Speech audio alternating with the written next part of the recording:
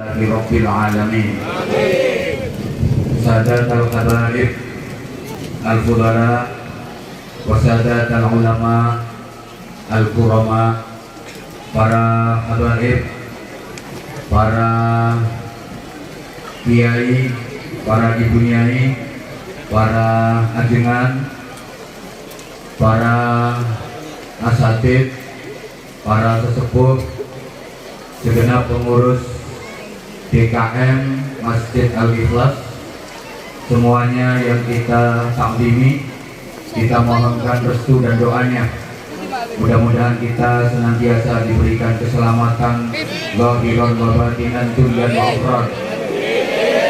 Pejabat pemerintah baik sipil, TNI, Polri dalam semua tingkatan dan jajarannya, tokoh-tokoh masyarakat, para tamu undangan yang kita hormati, rekan-rekan panitia, Bapak dan Ibu seluruh jamaah yang dicintai Allah, disayangi Rasulullah.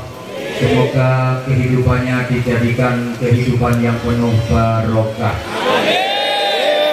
Hadirnya kita di majelis mulia, majelis peringatan Maulid Nabi Agung Muhammad Sallallahu Alaihi Wasallam, di tengah guyuran hujan, insya Allah ini menjadi bukti sekaligus menjadi saksi mahabbah kita, kecintaan kita kepada Rasulullah Sallallahu Alaihi Wasallam, sekaligus menjadi wasilah agar kelak kita mendapatkan syafaatnya.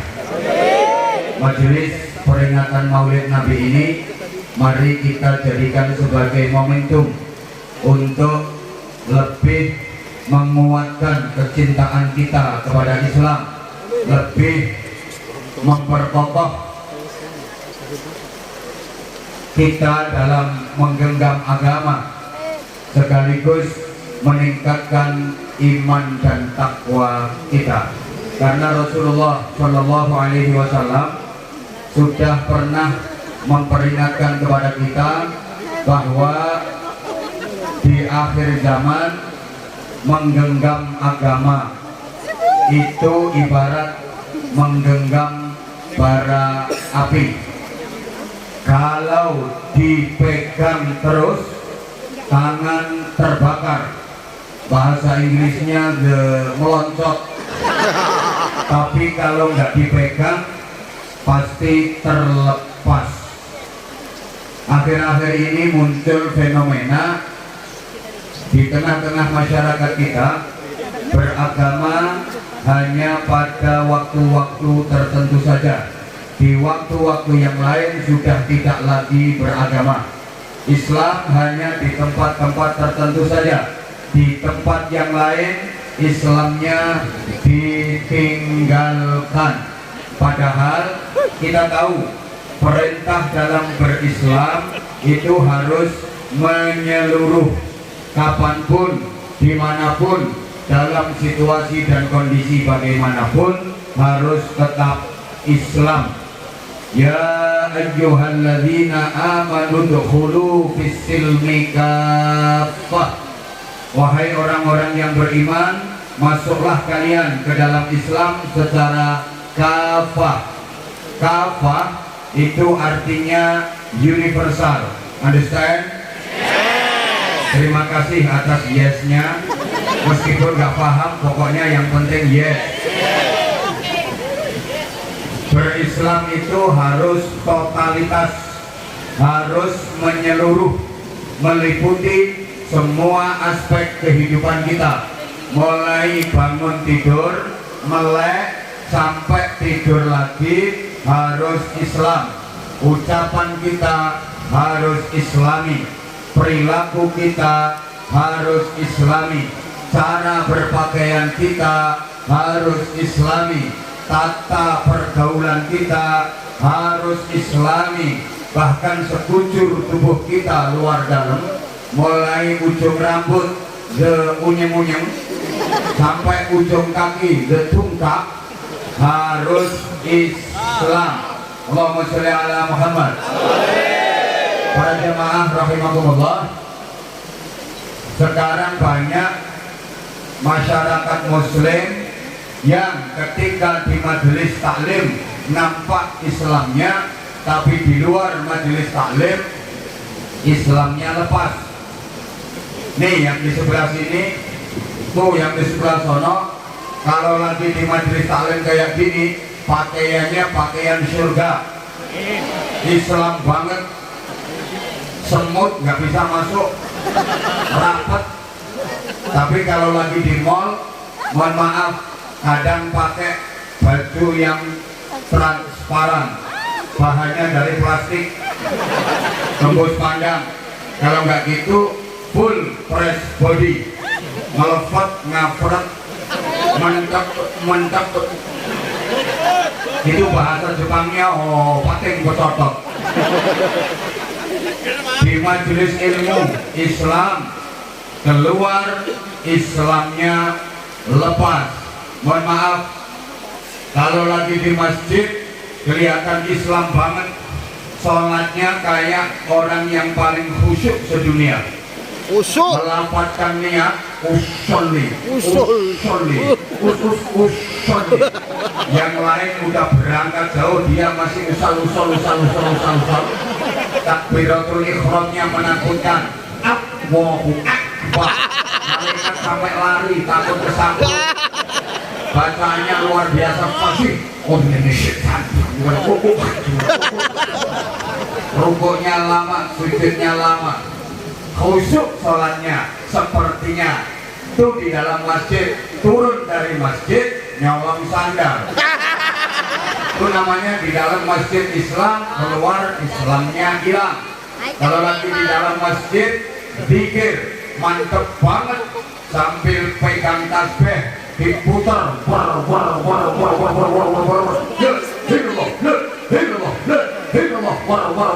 tasbih rontok, nanti tasbih lagi, merotoli, mantep zikirnya,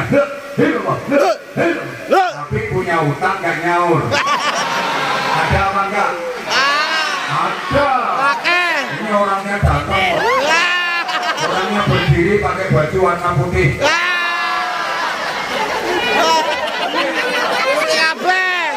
Putih kabeh. Kalau lagi istighfar, Islam banget, sok lohel.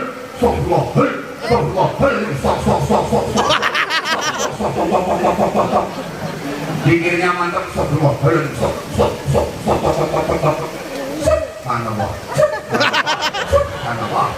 Panama. Tapi renten, nanaknya duit, ngutangnya jarum, bayarnya tiang listrik.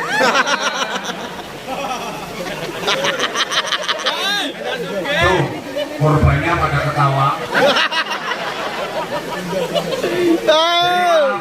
Di dalam masjid taat, di luar masjid maksiat. Di dalam masjid beradab, keluar biadab. Di majelis ilmu kayak terpelajar, keluar jadi kurang ajar. Di dalam masjid zikir, keluar kentir. Ada ini orangnya pakai kerudung warna kuning, kentirnya minta ampun. Di dalam masjid jadi qari, keluar jadi korak. Waktu di majelis taklim wiridan, keluar gendaan.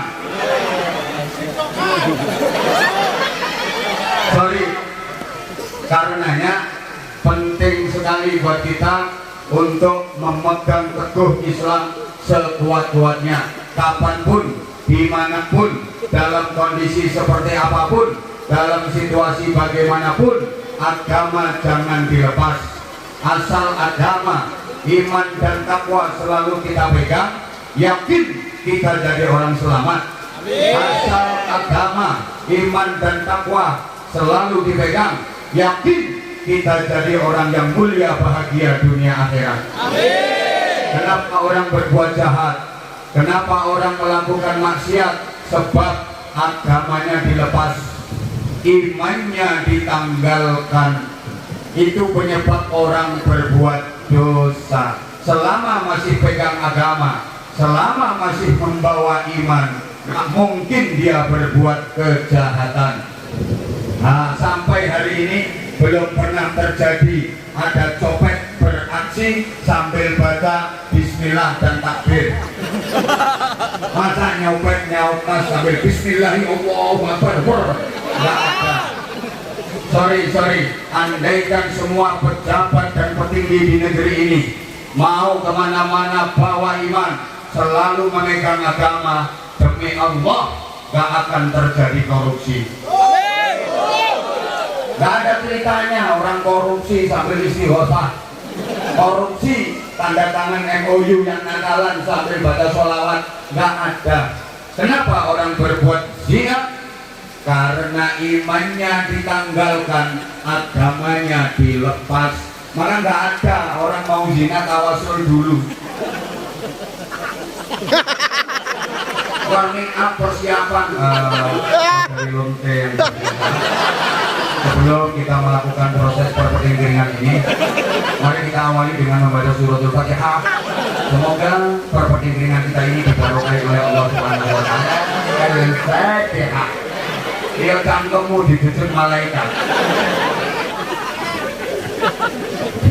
Ini maaf, agama wajib terus kita pegang kuat, iman harus selalu kita bawa, jangan ditanggalkan, jangan ditinggalkan.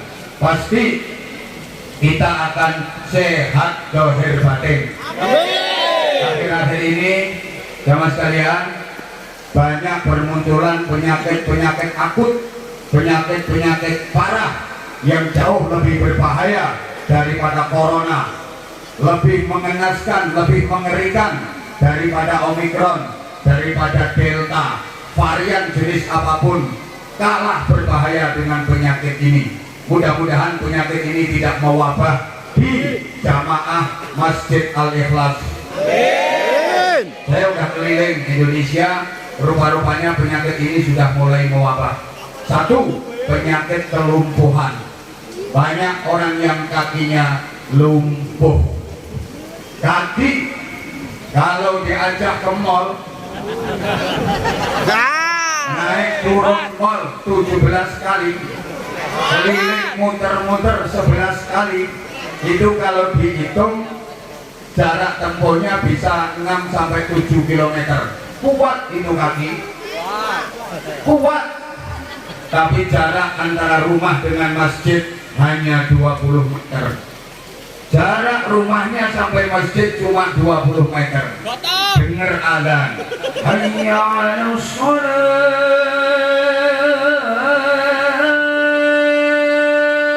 Ini kaki diajak melangkah nggak kuat. Ada apa enggak? Ada apa enggak? Itu orangnya jawab sendiri. Itu namanya kena penyakit lumpuh parah. Tolong diobati, tolong disembuhkan. Jangan sampai diamputasi oleh Allah. Nanti kalau Allah yang mengamputasi, bahaya. Saudara berangkat kerja naik motor, digiles tronton. Daripada kaki nggak ada fungsi, sorry, diajak zikir, diajak ngaji, baru 15 menit kesemutan, sembujung, selonjor, sendeklu, silong. Tapi kalau nanti ada organ tunggal, kalau nanti dengar lagu wong kangene kangge, para gila-gila sekalian yang saya hormati, itu kaki sondut-dut kayak keluar spiralnya. Gak capek mas, juga terus enggak, ini cocok lagunya enak. Tapi kalau diajak ke majelis taklim 15 menit udah kesemutan. Wis lonjor, wis tendeklu, silong nengen, silong ngiwo. Ada apa enggak? Awas kalau kakinya diamputasi sama Allah.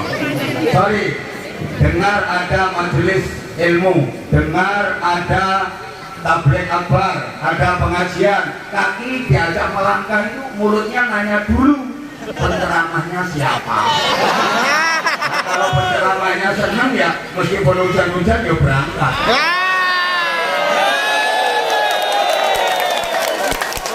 Bahkan sempat diusir pakai petir, beranjak dari tempat. Karena yang ceramah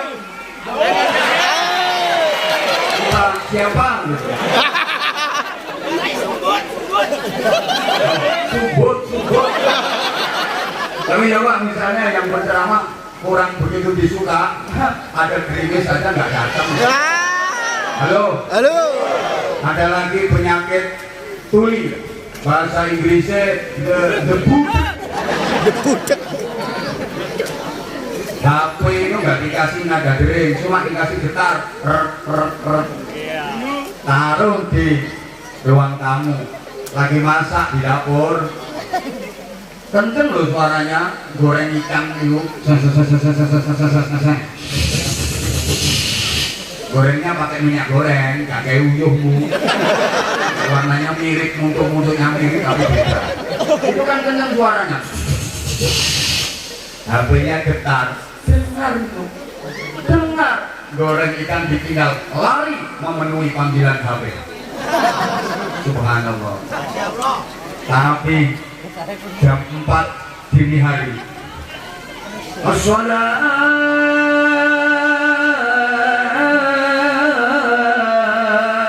khairum minan naum. Malah telon. Ini sorry, orang itu kena penyakit budek. Woi. Kalau dikasih tausiah, dikasih mauidhah, dikasih pengajian, diajar ngaji, nggak masuk. Oh, kurang. Masuk telinga kanan, keluar telinga kanan. Ya kalau masuk telinga kanan, keluar telinga kiri, mending masih dilewati. Ini mendal. Itu tadi orangnya yang bilang surat tanda. Jadi masuk telinga kanan, keluar lagi dari telinga kanan, mendal. Kayak mental. Beda dikit. Podo wae. Kalau sini mental, kalau Jawa Timuran mendal. Kalau bantal. Ya, tapi kalau dengerin lagu-lagu koplo, budak. Ada lagi penyakit yang lebih parah, namanya buta. Itu bahasa Inggrisnya lepaice. Mata ini kalau diajak melihat tulisannya kecil-kecil banget. WhatsApp, Instagram, Twitter, tulisan-tulisan di TikTok itu kecil-kecil tapi jelas. Ngebacanya bisa berjam-jam sambil ketawa kedingin sendiri kayak orang gini. Padahal tulisannya kecil-kecil, kelihatan jelas. Sementara Al-Quran yang begitu gede, tulisannya besar-besar, nggak kelihatan. Nah itu orangnya pakai orang ngerti. Itu berarti punya penyakit depai.